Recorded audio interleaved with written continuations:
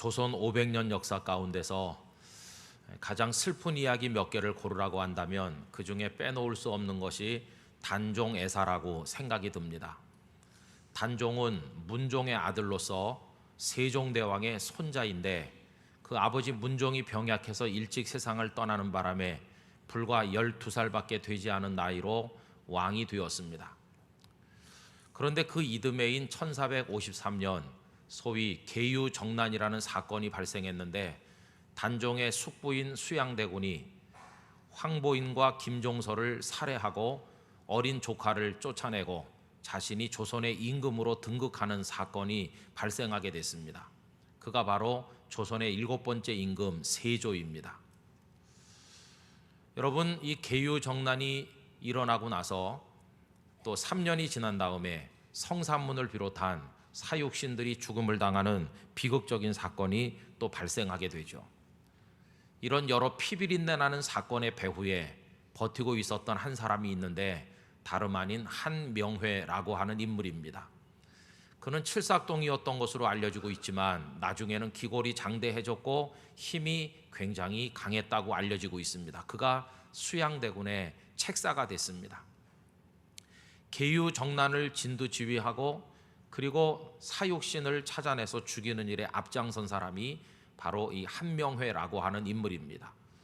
이런 여러 가지 일들로 인해서 그는 4번이나 공신의 목록에 오르게 되었고 벼슬은 영의정까지 이르게 되었고 나중에는 예종과 성종에게 각기 딸을 시집보내서 왕들의 장인이 되므로 그의 권세가 가히 하늘을 찌를 만했다고 합니다.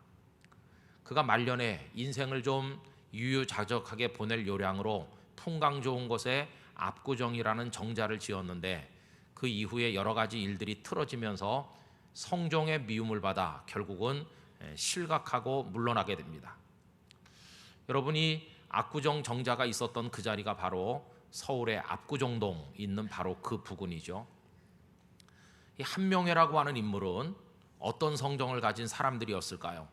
1487년 그가 세상을 떠난 다음에 사관들에 의해서 그의 삶이 평가되고 기록되어 있는데 그 내용이 다음과 같습니다. 권세가 매우 성하여 따르며 아부하는 자가 많았고 손님들이 문에 가득하였으나 접대하기를 게을리하지 아니하여 한때의 재상들이 그 문에서 많이 나왔으며 조정 관원으로서 그의 말고삐를 잡는 자까지도 있었다. 성격이 번잡한 것을 좋아하고 과시하기를 기뻐하며 재물을 탐하고 색을 즐겨서 토지와 금은 보화 등 뇌물이 잇따랐고 집을 널리 점유하고 어여쁜 첩들을 많이 두어 그 호사스럽고 부유함이 한때에 떨쳤다. 이렇게 그의 삶을 평가했습니다. 이 한명회라고 하는 이는 전형적인 권력 지향적 모사꾼이었다고 평가할 수가 있겠습니다. 한 나라에 말없이 충성하는 사람이 많으면 나라가 평안할 것입니다. 그러나 권력 지향적인 모사꾼이 득실되면 그 나라는 대단히 복잡하고 어려울 것입니다. 호세아 선지자께서는 북왕국 이스라엘 출신으로서 여로보암 2세가 통치할 무렵 북왕국에서 활동하셨던 선지자이십니다. 그런데 이 호세아 선지자가 말씀을 선포하던 그 북왕국의 여러 상황이 앞에서 말씀드린 조선의 상황과 대단히 흡사하다는 것입니다. 오늘 읽은 말씀 가운데서 5절을 한번 보십시오. 우리 왕의 날에 지도자들은 술의 뜨거움으로 병이 나며 왕은 오만한 자들과 더불어 악수하는도다 라고 했습니다. 여기 왕의 날이라는 것은 왕이 폐위되기도 하고 새롭게 등극하기도 하는 것을 말하는 것입니다. 또 술의 뜨거움이라는 것은 권력에 대한 욕망으로 가슴이 막 불타오르는 상태를 이렇게 표현한 것입니다. 여러분, 실제로 북왕국의 후반기 역사는 음모 그리고 권모술수 그리고 왕들을 죽이고 새로운 왕이 등극하는 혼란에서 혼란으로 이어져 내려갔던 것을 볼 수가 있습니다. 여로보암 2세가 죽은 이후 그의 아들 스가랴가 왕이 됐지만 불과 6개월 만에 살룸에게 암살당했습니다.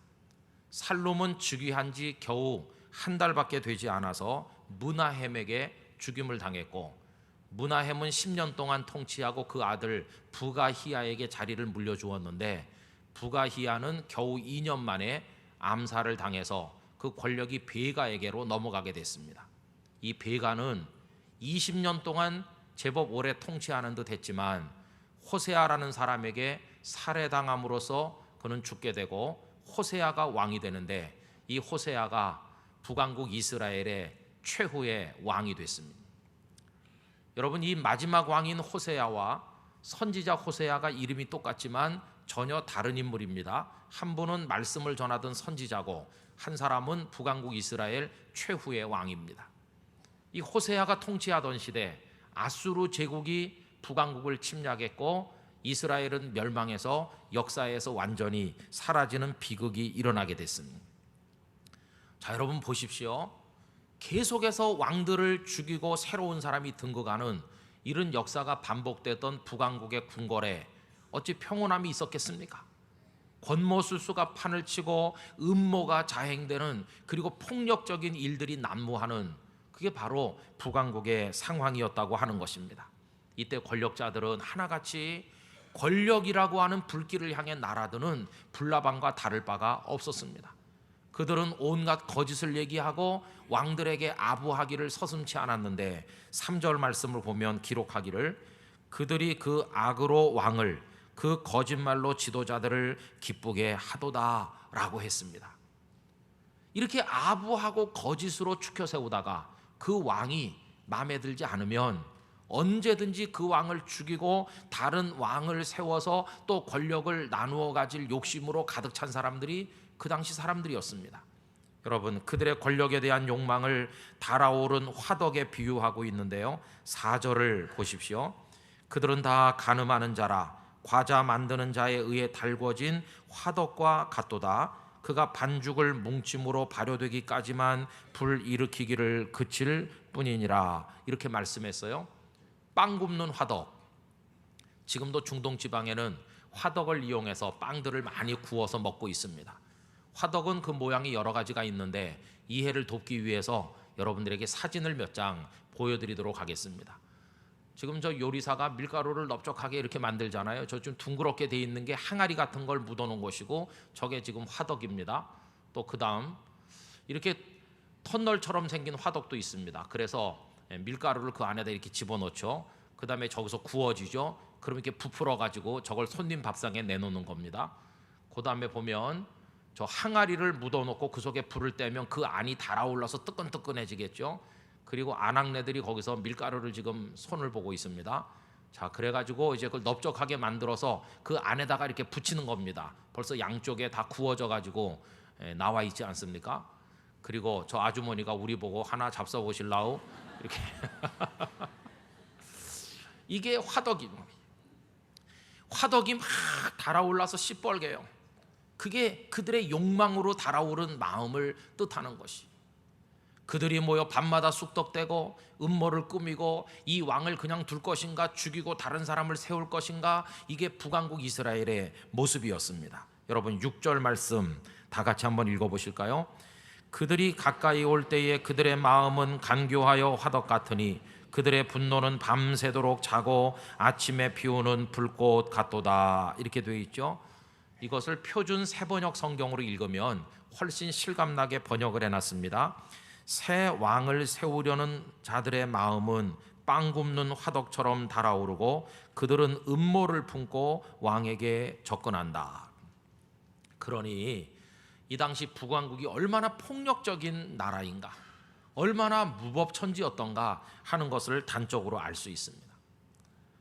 그러면 왕과 그 지도층 인사들이 그렇게 산다고 할 때 일반 백성들은 어떠했을까요?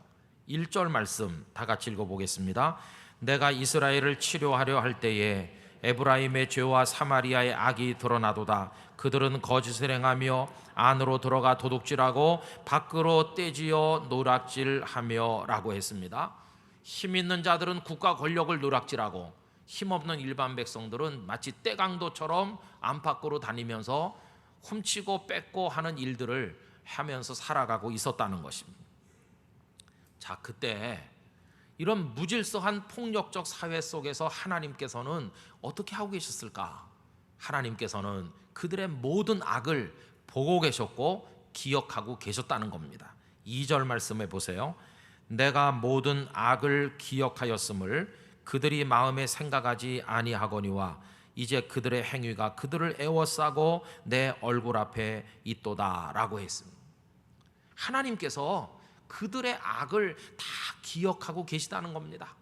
그런데 문제는 그 사람들은 하나님께서 자신들의 악을 기억하고 계시다는 사실조차를 모르거나 알면서도 애써서 무시하면서 지냈다는 겁니다. 아예 그들의 마음속에는 하나님이란 존재가 안중에도 없다는 것입니다.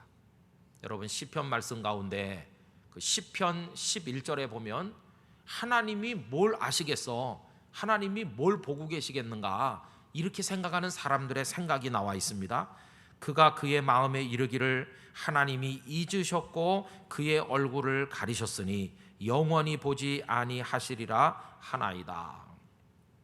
하나님은 그들을 보고 계시건만 그들은 하나님을 보고 있지 않고, 하나님은 그들에 대해서 마음 아파하시지만 그들은 하나님의 뜻이나 하나님의 모든 것이 안중에도 없고, 하나님께서는 그들에게 손을 내밀지만 그들은 엉뚱한 데다가 손을 내밀고 있으니 이것이 바로 가슴 아픈 하나님과 인간들의 엇갈림이라고 이야기할 수가 있을 것입니다.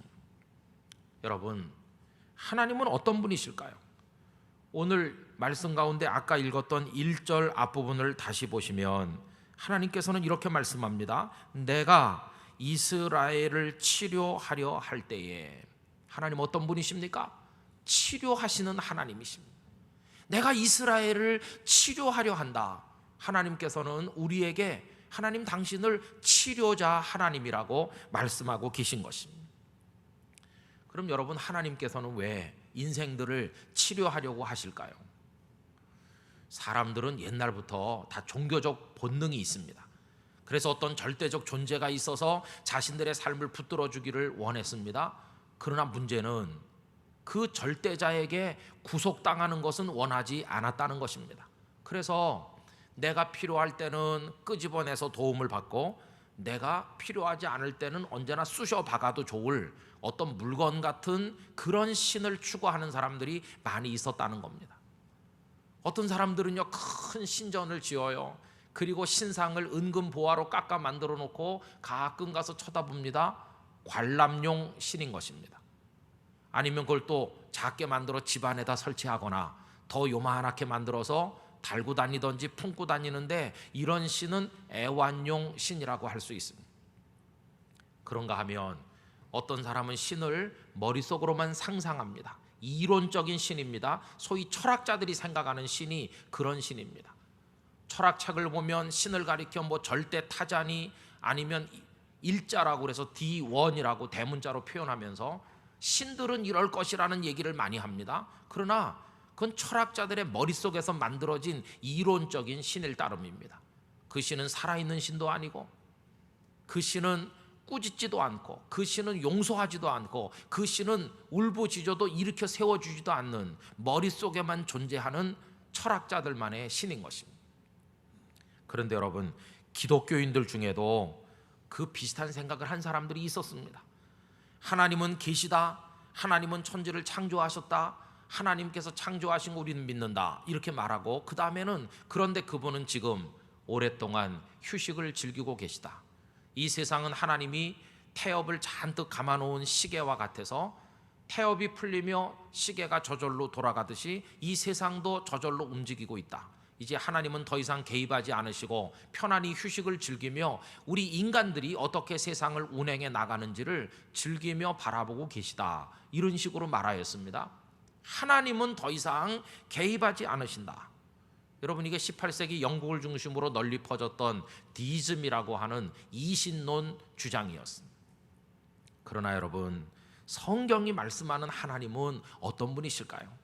하나님은 살아서 역사하시는 하나님이십니다.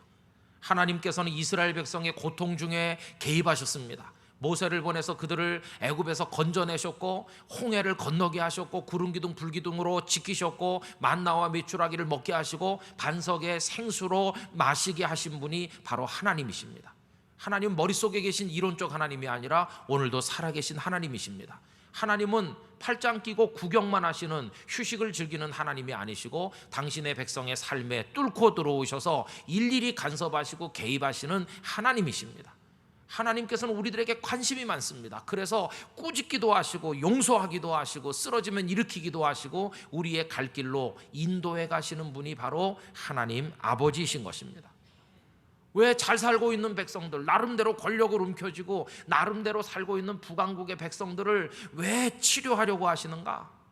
치료하시는 하나님은 곧 사랑하시는 하나님이신 것입니다. 치료자 하나님, 곧 오늘 우리를 사랑하시는 아버지 하나님이신 줄로 믿습니다.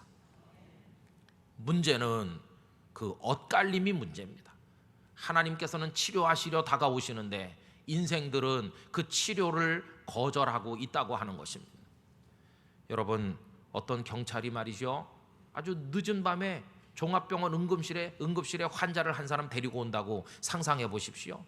이 사람은 술에 만취가 돼 있고 어디서 다쳤는지 지금 피가 줄줄 흐르고 있습니다. 의사가 당황해서 빨리 눕히, 그리고 그 사람이 어디서 피가 나는지 옷을 벗기고 조사를 하고 어디 병이 없는지 검사를 하려고 하지만 이 사람은 고래고래 소리 지르면서 그러면서 행패를 부립니다. 막 뿌리치고 나는 괜찮다고 그러면서 뛰쳐나갑니다. 그러다 결국 병원 문 앞에 쓰러집니다. 널브러진 그를 데려다 놓고 진찰을 하고 여러 가지 검사를 해보니 찢어져 피나는 것만이 문제가 아니고 벌써 장이 다 녹아내리고 이 사람은 치료가 너무 늦은 중환자와 같습니다. 가족들에게 연락하지만 가족들도 절레절레 머리를 흔들며 포기한 사람입니다. 바로 그런 존재가 호세아 선지자가 말씀을 전할 당시 북왕국 이스라엘의 상황이었다고 하는 것입니다. 하나님께서 그들을 치료하려고 다가와 보시니까 그들은 치료를 거부하고 뛰쳐나가는 자들이었는데, 그러나 나중에 보니 얼마나 중병에 걸려 있는지, 그들의 죄와 악이 낱낱이 다 드러나서 하나님 앞에 있다고 아까 1절에 이야기하지 않았습니까? 여러분, 중병에 걸린 사람에게 꼭 필요한 게 뭘까요? 의사 선생님의 치료가 아니겠습니까? 죄악의 중병으로 죽어가는 이들에게 필요한 게 뭔가 하나님의 치료하시는 은혜인 줄로 믿습니다. 하나님의 손에 치료를 받아야 되는 것이죠. 여러분, 우리는요 얼마나 연약한 존재인지 알 수 없어요. 지성을 갖춘 사람도 연약한 존재입니다. 다산 정약용 선생님은 조선 후기를 대표하는 최고의 지성인이고 석학입니다. 그분은 개인적으로 그 당시 전래되었던 천주교 신앙을 받아들였고 서학을 공부했고 실학을 집대성한 정말 아까운 인재 중의 인재입니다. 그런데 그분이 돌아가시기 엿새 전에 쓴 글이 발견되고 다산 관찰집이라고 하는 책 속에 그 내용이 수록되어 있는데, 그 내용 중에 인생의 연약함과 허무함을 고백하는 내용이 나와 있습니다. 죽는다는 것은 아침에 생겼다가 없어지는 버섯처럼 덧없는 것입니다. 생각한들 무슨 도움이 되겠습니까? 생활하면서 더욱 스스로를 지켜야 합니다. 저는 이렇게 자리 보존하고 있으며 또 두풍으로 괴로워하고 있습니다. 회혼이 이미 임박하였지만 부끄러울 뿐입니다. 그리고 이제 내용이 쭉 지나가고요. 맨 끝에 2월 16일 병제 약용 돈수 이렇게 끝내고 있습니다. 병제, 병든 아우, 병들었어요. 그리고 병든 아우가 돈수, 머리를 조아려 인사를 드립니다. 그게 엿새 전에 마지막으로 보낸 편지입니다. 당대 최고의 지성인이었지만 그의 인생은 너무도 연약한 것이었어요. 어떤 사람들은 재물에 기대는 사람도 많이 있습니다. 그러나 여러분, 그 많은 돈이 가져다주는 마지막 교훈이 뭘까? 여러분, 이태혁이라는 분을 알고 계십니까? 이분은요 세계 포커 챔피언인, 포커를 얼마나 잘하는지, 군대 제대한 다음에 일본에 건너가서 그는 프로 도박판에 뛰어들어갔고 프로 갬블러로 오랫동안 살았습니다. 2004년 영국에서 열린 세계적인 대회에서 우승했습니다. 브리티시 RCT 토너먼트, 그런 프로 갬블러들의 대회에서 세계 최고가 되면서 명성을 드높이고 연전연승하며 돈을 끌어모았던 사람. 지금은 그 모든 생활을 정리하고 저술활동에 힘쓰고 그리고 강연을 다니는 일에 몰두하고 있는데, 그분이 자신의 삶의 인터뷰를 한 게 있습니다. 프로 갬블러로 살면서 당신은 뭘 깨달았는가? 우선 그분은 돈에 대해서 깨달았대요. 한때는 저도 하룻밤에 수십억을 따봤고 수십억을 잃어보기도 했습니다. 하룻밤에 수십억을 벌어본 거예요. 그러다 보니 돈에 대해 초연해지더라고요. 돈은 딱 필요한 만큼 이상이 되면 숫자에 불과한 것입니다. 돈은 허구라고 하는 것을 그가 알게 됐어요. 그가 그렇게 살면서 깨달은 마지막 교훈 중에 하나가 교병필패라는 것입니다. 이 교병필패는 주전 68년 전한의 선제라는 황제 이야기로부터 나온 말인데, 교만하는 병사는 반드시 패한다는 것입니다. 교병필패. 스스로 강한 줄로 착각하는 사람은 100번이면 100번 패한다 하는 교훈을 그가 깨달았다는 겁니다. 결국 그가 배운 마지막 교훈은 재물의 허망함과 더불어 교만한 자의 몰락, 이걸 그가 깨달은 것입니다. 여러분, 지성도 권력도 그리고 또 재물도 우리 인생들의 한계를 극복해 줄 수가 없다고 하는 것입니다. 어떻게 우리가 하나님의 치료를 거부할 수가 있겠습니까? 그런데 많은 사람들이 하나님과 계속 엇갈리고 있습니다. 치료하시려는 하나님께로 돌아오지 않고 엉뚱한 곳으로 나가는 겁니다. 북왕국 이스라엘이 멸망한 이유가 바로 거기 있습니다. 여러분, 오늘 읽은 말씀 가운데서요, 7절 말씀 보실까요? 다 같이 한번 읽어보겠습니다. 그들이 다 화덕같이 뜨거워져서 그 재판장들을 삼키며 그들의 왕들은 다 엎드러지게 하며 그들 중에는 내게 부르짖는 자가 하나도 없도다. 내게 부르짖는 자, 하나님 날 좀 살려주세요, 그런 사람이 하나도 없었다. 여러분, 몇 절 내려가서 7장 10절에 보면 이스라엘의 교만은 그 얼굴에 드러났나니 그들이 이 모든 일을 당하여도 그들의 하나님 여호와께로 돌아오지 아니하며 구하지 아니하도다. 7장 13절 14절입니다. 화 있을진저 그들이 나를 떠나 그릇 같음이니라. 패망할진저 그들이 내게 범죄하였음이니라. 내가 그들을 건져주려 하나 그들이 나를 거슬러 거짓을 말하고 성심으로 나를 부르지 아니하였으며 오직 침상에서 슬피 부르짖으며 곡식과 새 포도주로 말미암아 모이며 나를 거역하는도다. 곡식과 새 포도주의 풍요로움과 그런 걸 공급해주는 권력의 힘과 또 그런 걸 먹고 즐기는 데는 사람들이 관심이 있지만 하나님 앞에 나오는 것은 다 관심이 없고 하나님을 거역했다. 이렇게 하나님께서 말씀하셨습니다. 여러분, 우리 교회 성경 읽기 순서에 따라 엊그제까지 역대 상하를 읽었습니다. 이스라엘 왕들의 이야기를 통해서 하나님께서 보여주시는 두 가지 길이 있습니다. 하나는 하나님을 떠나서 금송아지 우상을 비롯한 온갖 우상을 숭배하고 욕망 가운데 살아가는 여로보암의 길입니다. 또 다른 한 길은 시련과 고통 중에도 하나님 한 분을 의지하고 믿음을 지키고 끝까지 정직하게 그분 앞에 살아가는 바로 다윗의 길이라는 두 길을 보여주고 있습니다. 여로보암의 길의 끄트머리는 멸망입니다. 다윗의 길의 마지막에는 평안함과 승리와 하나님의 은총입니다. 이스라엘의 모든 왕들은 이 두 길 중에 어떤 길을 걸었는가에 따라서 평가되었습니다. 아무개가 여로보암의 길로, 아무개가 다윗의 길로 이렇게 평가되고 있습니다. 여로보암의 길과 다윗의 길 갈림길에 서 있는 것은 오늘 우리도 결코 예외는 아니라고 하는 것입니다. 더구나 우리 인생들의 모든 문제의 근원은 죄악이라고 하는 것입니다. 마치 몸속에 암덩어리가 있으면 여러 가지 현상적인 고통이 나타나는 것처럼 우리 영혼 한복판을 장악하고 있는 이 죄악의 덩어리로 인해서 우리 삶에 많은 고통이 오고 있습니다. 여러분이 죄라고 하는 이 문제를 어떻게 씻어내며 어떻게 치료받을 수가 있을까요? 여러분, 화면에 보면 사람들이 강에 나와서 씻는 모습이 이제 보여질 것입니다. 화면 좀 보여주세요.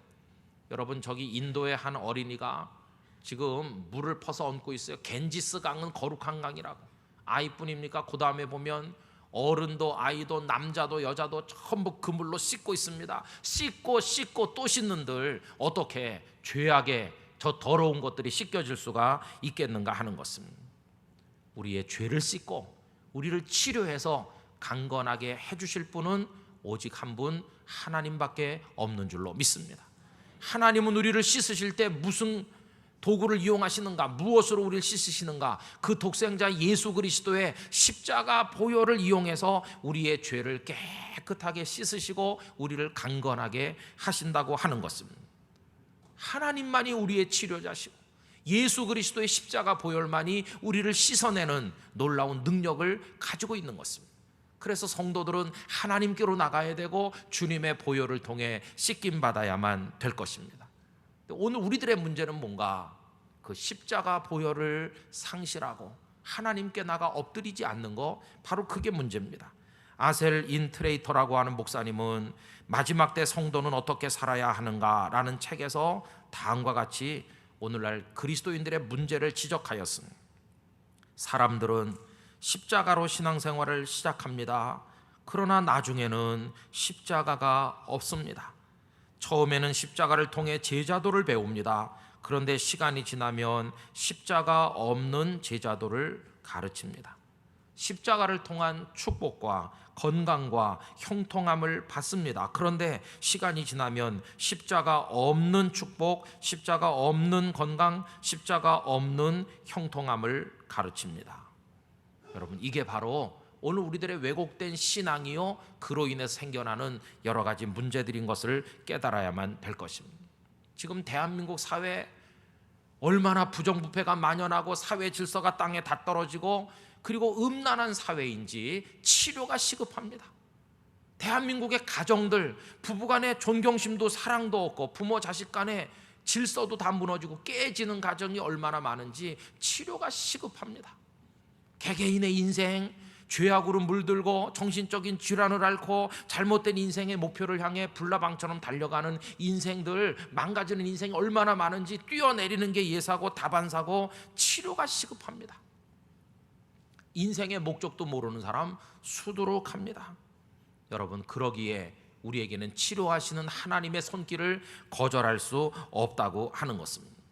여러분, 우리 땅끝교회 성도들 하나님 앞에 나가 엎드리시길 바랍니다. 간절히 부르짖어 기도해야 됩니다. 주여, 우리 무리를 불쌍하게 여겨주시옵소서.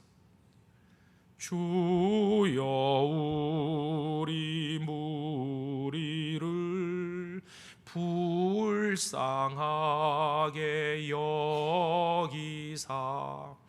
조금 이따 부를 찬송가 1절인데요. 주여, 나를 불쌍히 여겨주시고 이 땅의 가정들을 불쌍히 여겨주시고 한국 교회를 불쌍히 여겨주시고 이 나라를 불쌍히 여겨주셔서 우리를 고쳐주시옵소서.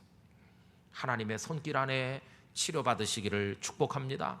하나님을 여러분들의 주치의로 모시게 되기를 기원합니다. 설령 건강해 보일지라도 자주 찾아가서 점검을 받아야 되는 것입니다. 하나님은 우리에게 치료도 해주시고 권면도 해주시고 건강을 유지하는 비결도 속삭여 주실 것입니다.